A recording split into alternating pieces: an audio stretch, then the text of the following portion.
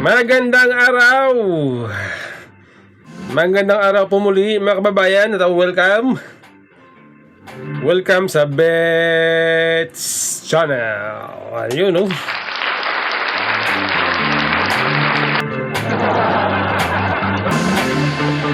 Ay ito ay naglabas po ng balita o naglabas ng pahayag itong si PBBM sa pamamagitan ng kanyang Executive Secretary na si Lucas Bersamen.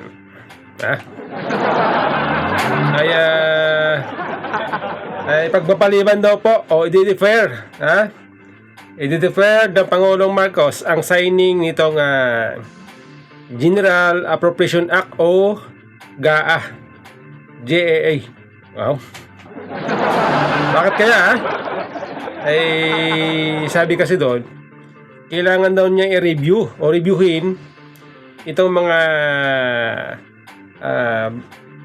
budget, nakasaad na budget doon sa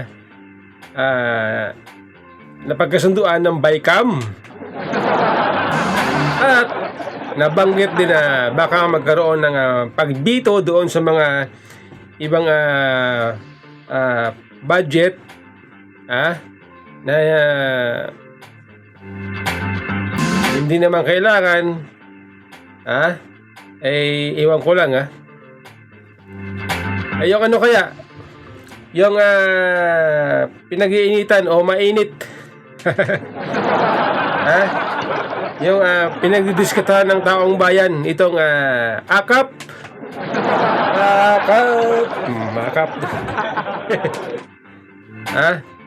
itong AKAP ni Martin Romualdez.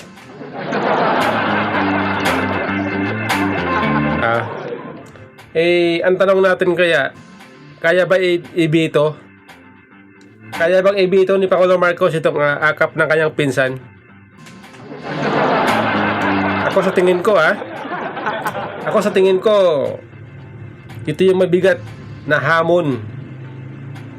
Kailangan maninimbang ni Pangulong Marcos dito sa AKAP kung kailangan ba niya ibito o hindi. Ito yan. Kung sakaling ibito ng Pangulong Marcos itong AKAP, ay siyempre makakabangga niya ang kanyang pinsan. Magkakaroon sila ng tampuan yan sigurado. Siyempre itong AKAP pinagtatanggol ni Speaker Romualdez yan. Dahil kailangan niya yan kailangan nila yan. Kailangan nila yan para magpalakas sa tao o pamimigay sa tao. Kailangan ng pogi points para pagdating ng eleksyon pogi pogi sa mata ng taong bayan. Ito si Speaker Romualdez at sasabihin, wow, kita mo si Speaker Romualdez matulungin dahil nagbigay ng AKAP pera ng taong bayan yun kung sakali kaya bang ibito ni Pangulong Marcos itong AKAP ng kanyang pinsan? Duda ako dyan. Kasi kung yan po ay gusto niyang mawala, ay dapat nung nakaraang taon hindi na niya pinalusot yan. Okay? Pero pag sakaling hindi niya binito yan, sigurado tuluyang babagsak ang kanyang trust rating. Ibagsak na di ba kalalabas lang ng survey, bagsak ang kanilang trust rating, ang kanilang kasama niya kanyang pinsan si Martin Romualdez. Ilan nang ba? 13 ang trust rating sa kabila ng lahat na ginawa na presidente na, galawang presidente nakikialam mo sa military. Nakalain mo papupuntahan yung mga matataas na opisyal ng military dun sa kanyang opisina. courtesy call, papunta sa kampo ng mga military. Tapos kamakailan nag-leak, may video. Binabanggit itong dagdag meal allowance. Tapos balakpakan sila, silang tatlo, si Saldico, speaker, at sino yung isa, hindi ko kilala. Balakpakan sila, wow. Ito naman ang mga military, tuwang-tuwa naman. Di ba dapat ang gumagawa niyan, ang nag-a-announce dapat niyan, ang Commander-in-Chief. Kung halimbawa tulad niyan, meron mga dagdag allowance, dagdag sweldo sa military, sa pulis, dapat yan mag-a-announce Commander-in-Chief, hindi speaker, kasi hindi naman kasama sa chain of command itong speaker. Commander-in-Chief, then Chief of Staff, Commander-in-Chief bilang 5-star, sinundan ng Chief of Staff bilang 4-star. Sila po yan ang kasama dyan sa chain of command. Hindi kasama po si speaker, pero ito si speaker, galawang presidente, galawang Commander-in-Chief.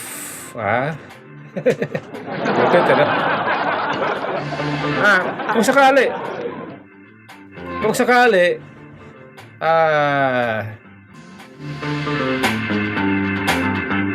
binito ni Pangulong Marcos ang itong akap na kanyang pinsan, siyempre dagdag points yan. Baka sakaling tumaas ang kanyang trust rating,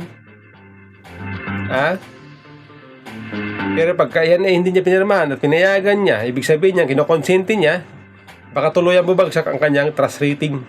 Dalawa lang yan.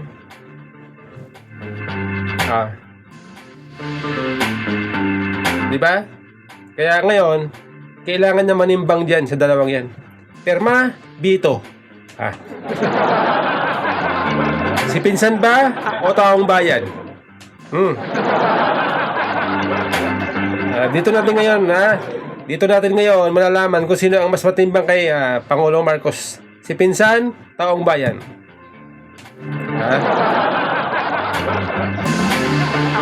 Ito po paliwanag ni Pangulong Marcos sa issue ng PhilHealth subsidy. Ito po ang kanyang paliwanag. Pakinggan niyo mga kababayan. 500 billion reserve, and the cost of to provide their services in 1 year is less than 100 billion. So their budget actually for expenditure is in the 260 billion, is in 100 and plus billion. So meron pa ring reserve. That's why I know na naaabala ang tao because bakit natin binawasan?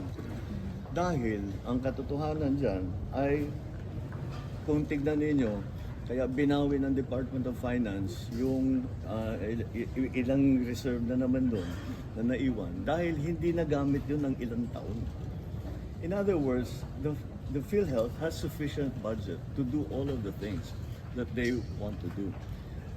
So let's go back the last 2 years. Kung titignan ninyo, ang services na binibigay, ang mga treatment na binabayaran ngayon ng PhilHealth ay nag-expand na ng gusto. We are taking care of many more conditions, many more. We have more dialysis patients. We are attending to more people. That's from the budget of 2023 and 2024. So patuloy, pataas ng pataas. Pati yung pagbayad. Ang payments ngayon natin for cancer, for the other diseases, hundreds of percent ang increase doon sa dati. In other words, kaya ng PhilHealth na bayaran niya. And the reason why is that we do not want to subsidize it is because it is the subsidy with lang doon sa bank account ng PhilHealth, hindi magagamit. Ayun. Yun po ang paliwanag nitong si Pangulong Marcos. Ay hindi na problema ang pondo ng PhilHealth. Marami daw pondo. So, itong taga PhilHealth, yung mga official ng PhilHealth ay hindi nagpe-perform. Kasi hindi namimit ng PhilHealth ang pangangailangan ng tao. Ang tanong ko, ang solusyon ba ay pagtanggal, pagputol ng subsidy, yun ba ang solusyon nun? Kasi batas yun eh.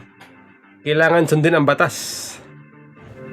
Ay kung tulad ng pinutol, tinanggal ang subsidy ng PhilHealth, nilalabag mo yung batas. At bilang Pangulo, obligado kang sundin yan. Batas yan eh. Diba? Tama o mali? Ganun lang po yun eh. Bilang Pangulo, bilang Chief Executive, responsibilidad nyo po, Mr. President, na sundin kung ano man ang nakalagay sa batas. Di po ba? Ngayon, kung itong mga taga PhilHealth ay hindi nagpe-perform, ang solusyon dyan, sibakin nyo. Tama ka mali? Kasi unang-una, pinapasildo yan ng taong bayan. Binabayaran sa ng taong bayan para magtrabaho. Ay kung hindi nagtatrabaho, ano gawin natin? Di sibakin.